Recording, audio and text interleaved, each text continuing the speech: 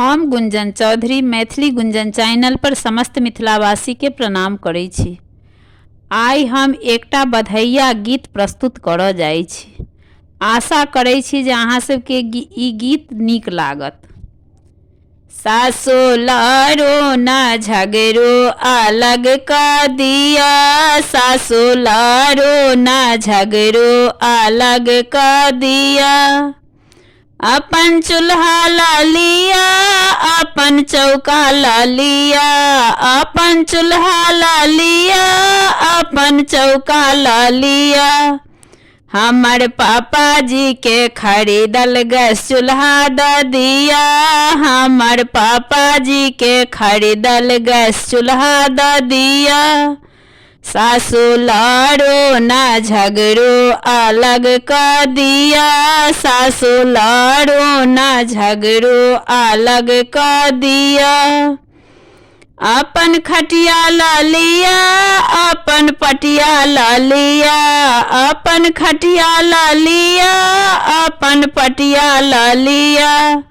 हमर पापा जी के देल दीवान पलंग द दिया, हमर पापा जी के देल दीवान पलंग द दिया। सासू लारो ना झगड़ो अलग का दिया, सासू लारो ना झगड़ो अलग का दिया। अपन पीढ़ी ला लिया, अपन मचिया ला लिया, अपन पीढ़ी ला लिया, अपन मचिया ला लिया। हमर पापा जी के देल सोफा सेट द दिया, हमर पापा जी के देल सोफा सेट द दिया।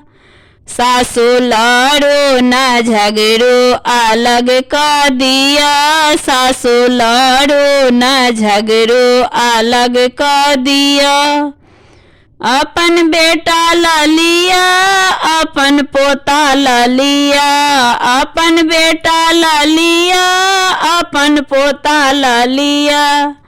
हमर पापा जी के खरीदल जमाए द दिया, हमर पापा जी के खरीदल जमाए द दिया।